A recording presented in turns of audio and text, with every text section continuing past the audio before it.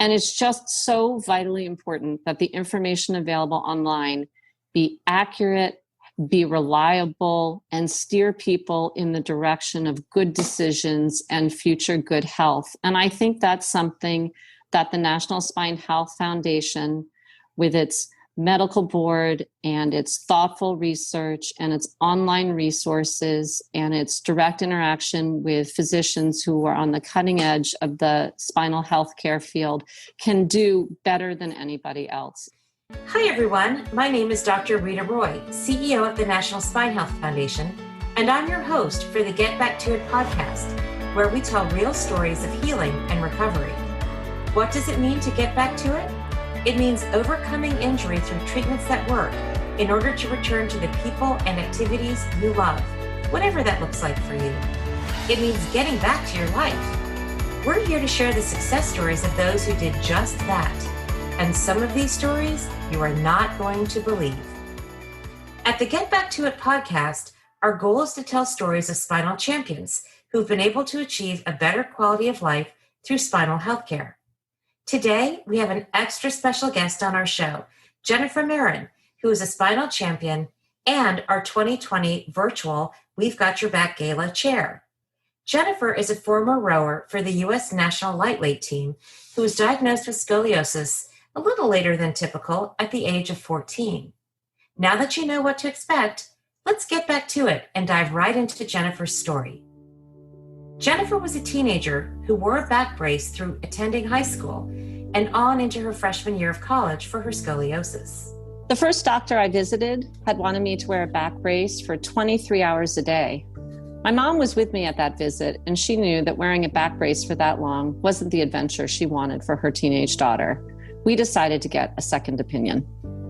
The next doctor that Jennifer and her mom visited thought that Jennifer's scoliosis could improve with wearing a brace for just 14 hours a day, which was quite a difference from what the first doctor said.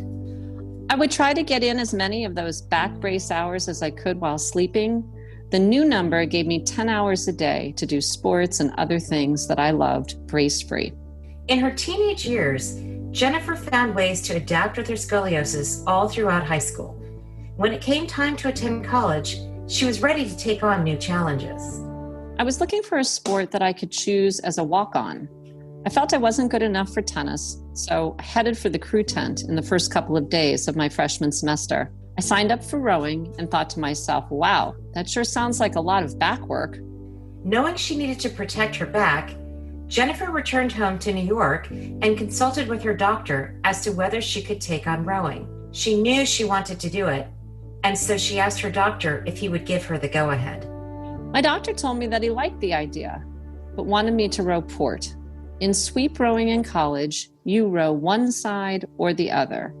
My doctor was thinking that rowing port would help me to strengthen my weaker side that was due to my S-curve.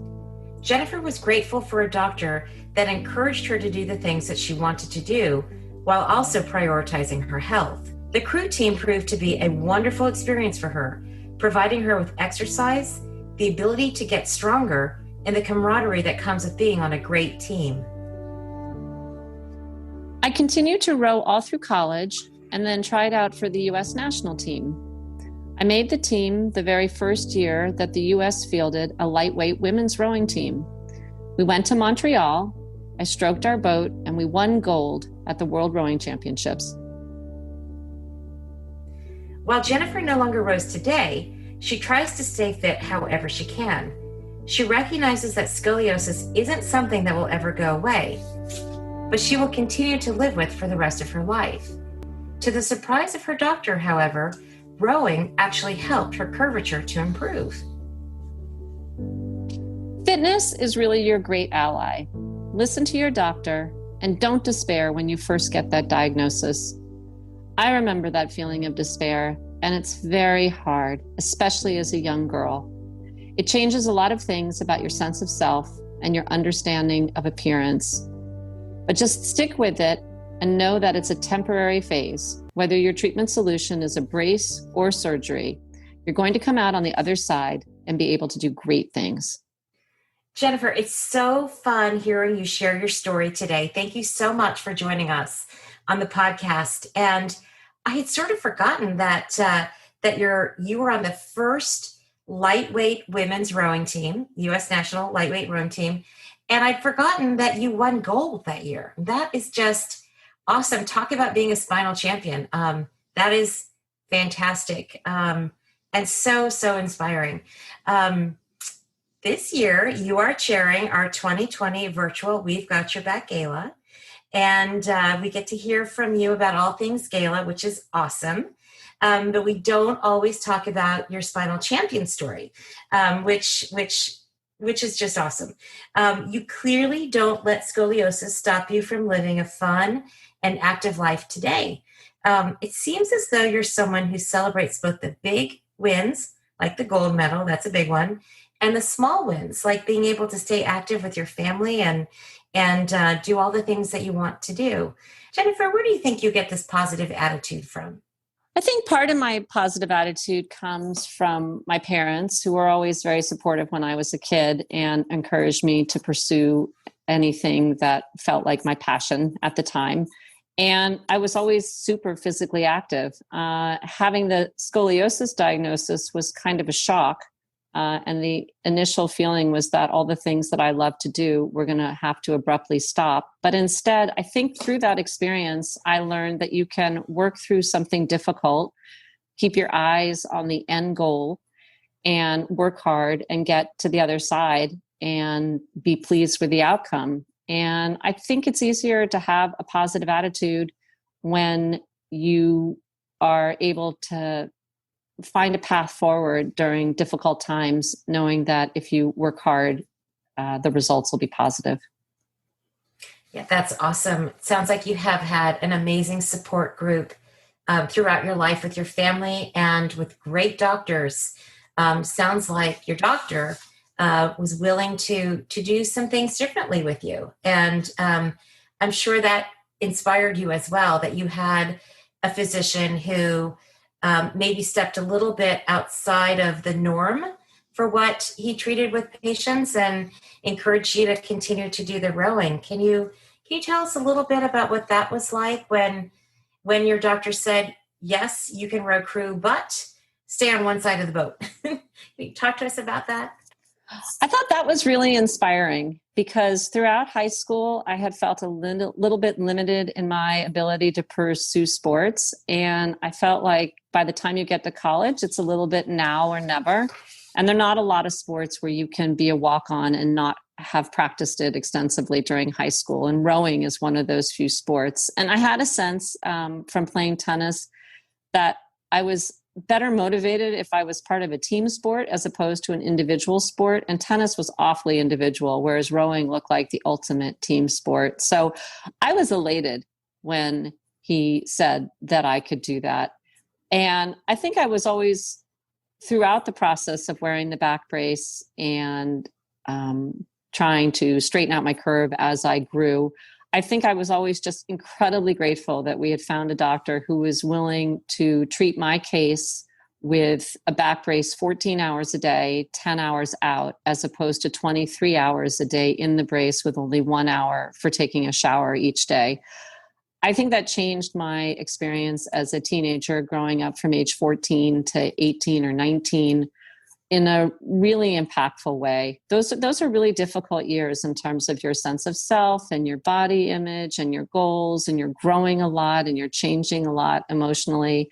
And I think the freedom to be myself, brace free for all those hours each day really helped me developmentally. And I was always aware in the back of my mind that we could have stuck with the other doctor, but that we learned, at least in my case, how important it is to seek out a second opinion and find a really good match between the physician and the patient to ensure the best possible outcome. Yeah, Jennifer, I'm really struck by that action that your mother took with you as you were a young girl, and you went to renowned doctor who told you that the treatment was going to be 23 hours in the brace. And your mom, who was not a spine expert, was an expert on her 14-year-old daughter, said, that's just not going to work for us. That's just not going to happen. And let's find out if there's some other ways of treating the scoliosis. and she had the wherewithal to get a second opinion. Can you talk to me a little bit about that? Have you thought about that, or were there lessons from that you've taken into your life that that you shouldn't be afraid to ask another opinion, and how that parlayed into success for you? Yeah, I think that not being afraid to ask for a second opinion is really important for your self-care. And then also, once you become a parent, it really helps if you hit any particularly, challenging moments with your kids. And I think I drew upon that experience frequently when my kids were younger to know if we needed to seek out a second opinion. And it's interesting. I think it might be both generational and personal, but in my mother's generation, I think it was probably especially hard to feel like you could ask a doctor if we could modify or question their advice. Today, I think, within the realm of, politeness, that's an appropriate thing to do. And you're looking for a doctor to be your partner, especially when it's going to be a treatment protocol like mine, where it's going to extend over a long period of years. It was 4 years in the brace, and then there was at least another 2 years of follow-up. So you have to work together as a team and be able to ask each other questions as you go and make modifications as necessary as you learn new data about either the technology or the patient. So it was a long journey for me. It had some complicated parts, like you don't just stay in the same brace for all 4 years. You have to get a new one made, or you have to have it adjusted. And those are subtle and sometimes painful adjustments. And, I needed to know that when we were making those changes that they were for the best and that I had the, full confidence in my doctor. So I think that experience and having my mom help me find this other physician whose treatment was a better match for me at that age informs a lot of my approach to healthcare. That's awesome. I think that one of the things at the Spine Health Foundation that we work so hard at is giving information to people to understand what their treatment options are, and that no two patients are the same. No two scoliosis patients are the same. No two, patients with any disorder. There are common approaches to treating various disorders, but no two patients are the same. And every case has to be looked at individually, and individualizing your care and finding the treatment that's going to work for you is really critical. And I really love what you said about the fact that in this day and age, we live in what's often referred to as a shared decision-making model.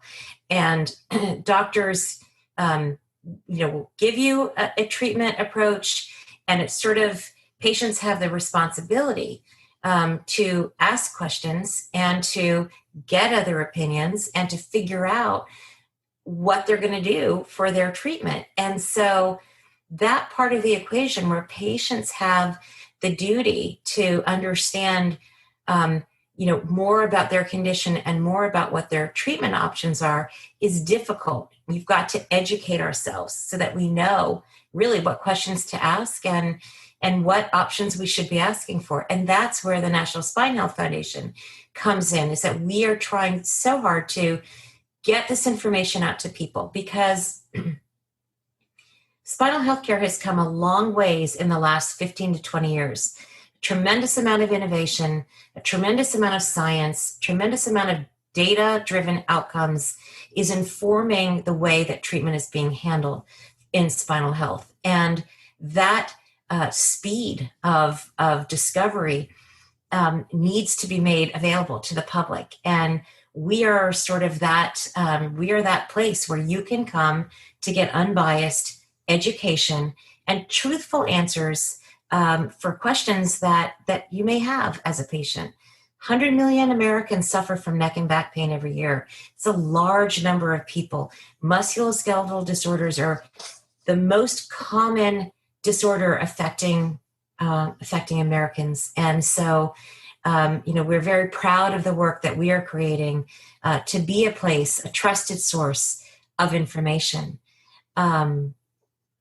Jennifer, we are so thrilled that you are chairing our gala this year.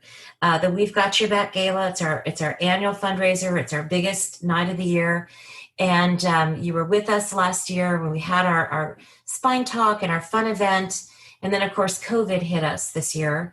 And you've been so positive, staying with us throughout the planning process and pivoting in a number of ways and trying to sort out, should we do this? Should we not do this? And, I just have loved your spirit and your positive energy and your wise counsel that spine health is something that needs to be shared with the public, and that we need to do this. The COVID pandemic is here.